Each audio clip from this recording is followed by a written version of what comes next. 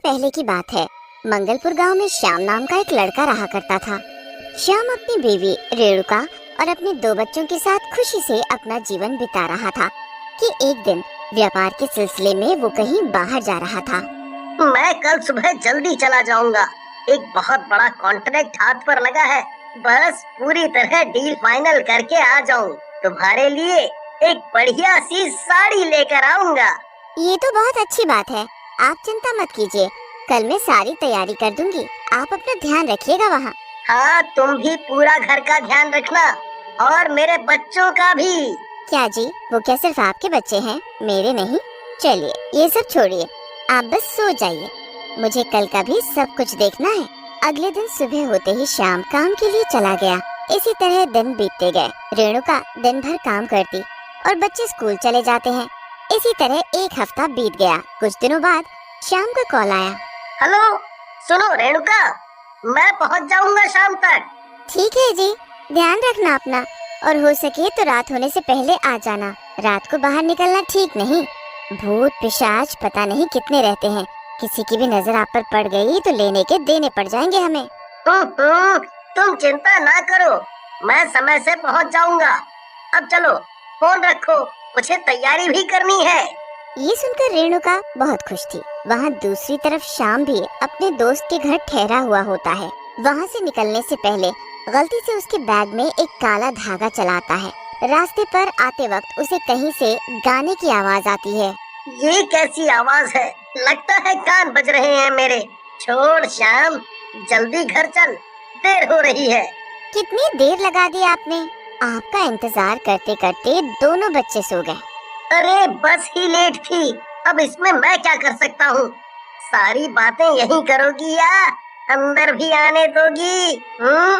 दोनों अंदर जाते हैं। देखिए जी, इसीलिए कहती हूँ रात होने से पहले आ जाया करो। रात को भूत पिशाच ज्यादा ही घूमते हैं, लेकिन आप है कि मेरी सुनते ही नहीं। आपको जब देखो मजाक ही सूझता रहता है जी।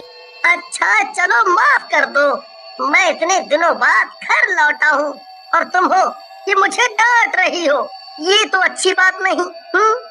दोनों ने खाना खाया और सो गए। रात को चुड़ैल गाना गाती है।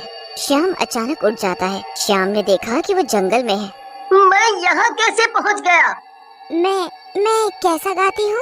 आप बहुत अच्छा गाती हो, लेकिन बहन जी मुझे तो कुछ समझ नहीं आ रहा कि मैं यहाँ क्या कर रहा हूँ। धीरे धीरे तुझे सब समझ आ जाएगा। धीरे धीरे वो औरत चुड़ैल बनने लगी। श्याम जोर जोर से चिल्लाने लगा। तुम इंसान बड़े मूर्ख होते हो। तुम्हें क्या लगता है ऐसा कौन है जो तुम्हें एक चुड़ैल से बचा लेगा? श्याम डर के मारे कांपने लगा। अचानक श्याम नींद से जाग गया। अजी क्या हुआ जी, इतना क्यों चिल्ला रहे थे? बुरा सपना देख लिया क्या? सपना है? भगवान, इस सपने ने तो जान ही निकाल दी थी। तुम जो ये भूत प्रेत करती रहती हो ना मेरे सामने, इसी का नतीजा। जान निकल गई थी मेरी आज। आज से तुम ये फालतू बातें नहीं करोगी, समझ गई ना? श्याम अपनी दुकान पे जाता है बैग लेकर। हे प्रभु, रक्षा करना। कल के सपने ने तो अभी तक डरा रखा है मुझे। बस आगे ऐसा कुछ देखने को ना मिले। कैसे हो भाई? बड़े दिनों बाद दिखाई दे रहे हो। कुछ नहीं भाई, काम से बाहर गया था, तभी सोचूं तुम्हारे दर्शन नहीं हो रहे। अब तो हो गए ना। थोड़ी देर काम करने के बाद जाकर, सुन राकेश, मैं जा रहा हूँ घर, तू ताला मार के चले जाइयो। इसके बाद श्याम अपने घर के लिए निकल गया। राकेश को कोने पर बैठा हुआ श्याम का बैग मिला। राकेश ने दुकान बंद की और श्याम के घर जाने लगा। रास्ते में राकेश को किसी के गाने की आवाज सुनाई देती है। भगवान, इतनी रात को ये कौन गाना गा रहा है? मैं कैसा गाती हूँ? तुम इतनी रात को यहाँ क्या कर रही हो? घर जाओ, इस समय बाहर निकलना सही नहीं। मैंने जो पूछा है उसका जवाब दो, मैं कैसा गाती हूँ? अजीब पागल हो, कह रहा हूँ ना घर जाओ। समय सही नहीं है तुम्हारे लिए, जाओ घर। तू ऐसे नहीं बताएगा। उसके बाद वो औरत चुड़ैल में बदल गई। उसकी चुड़ैल में बदलते ही राकेश डर के मारे कांपने लगा। चुड़ैल तेजी से उसके पास आई और उसकी गर्दन पकड़ने लगी और जीभ खींचकर उसकी जीभ काट दी। राकेश बेचारा डर के मारे वहीं नीचे गिर गया था।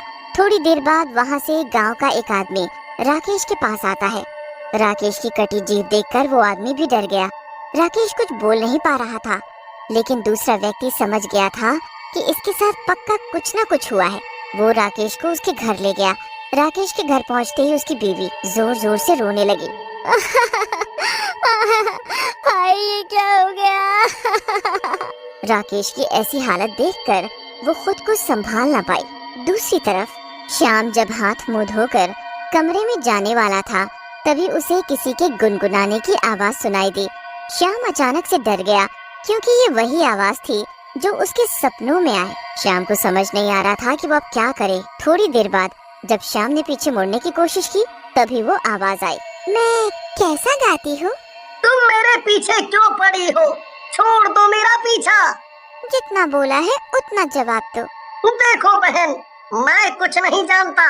मुझे नहीं समझ में आ रहा तुम कैसा गाती हो।